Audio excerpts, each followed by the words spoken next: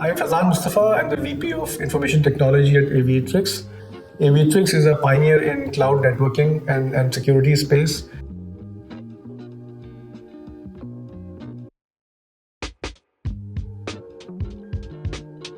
So in my role, the effective business communication is absolutely essential because if I look at it from two different dimensions, one is the communication of the strategic vision from the top.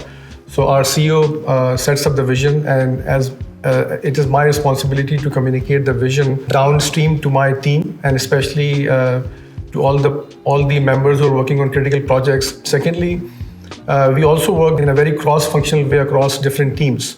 So you want to make sure that everybody has the same level of understanding about the vision and the project outcomes. So it's extremely important that when you communicate, you have the right context and you understand the requirements and challenges of each and every person before you tailor your message and communicate in a very effective manner. So in order to be effective business communicator, I think the most important thing would be to understand your audience and tailor your message accordingly.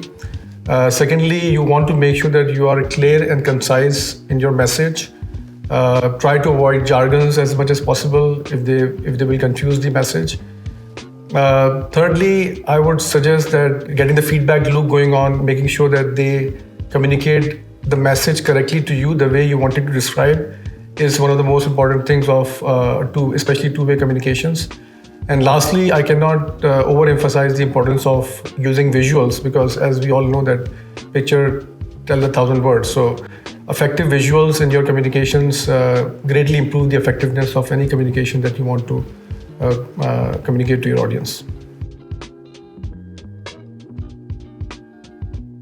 I think understanding the mindset of the audience is extremely important because unless and until you are able to truly understand what are the challenges being faced by the audience or by your the receiver of your message, you won't be able to tailor your message accordingly. For example, just to give you an example, if you are convincing a patient for a surgery and you communicate that the chance of success of this surgery is 90%, the possibility of them or the chance of them accepting the surgery is much higher than conveying the message that the mortality rate is is quite high or 10% mortality rate. So both of them are conveying the same message, but because you were able to highlight the positive aspects of the message, the chances of the receiver embracing the message is much higher.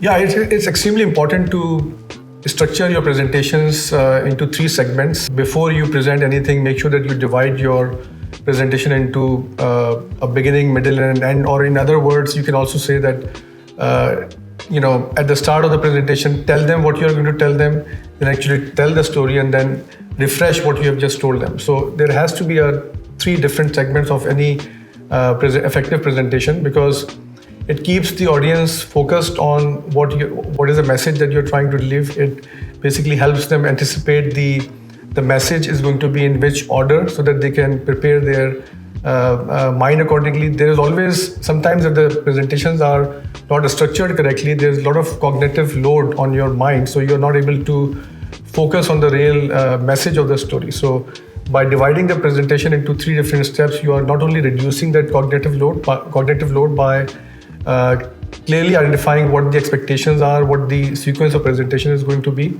and then effectively communicating your message in that order.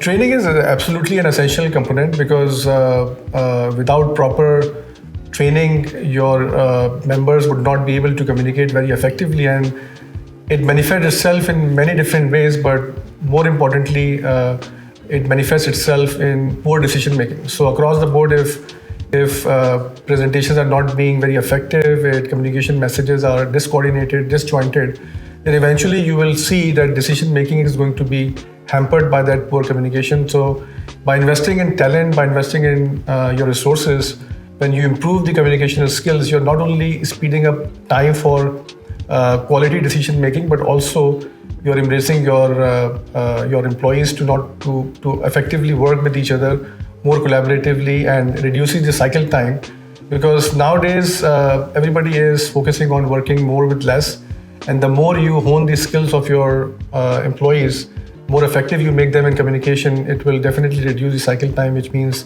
faster decision making and faster close time for your projects as well.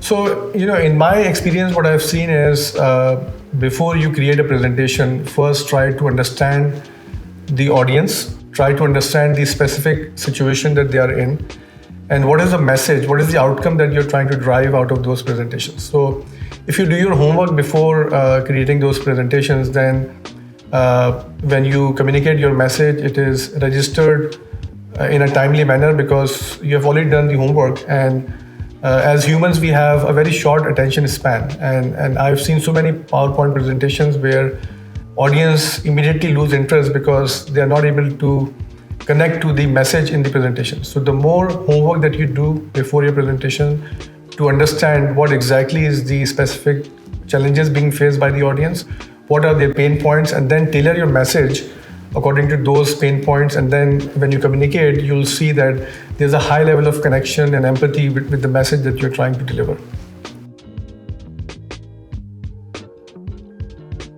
In every presentation, there is certain aspect of industry knowledge that you have to bring in.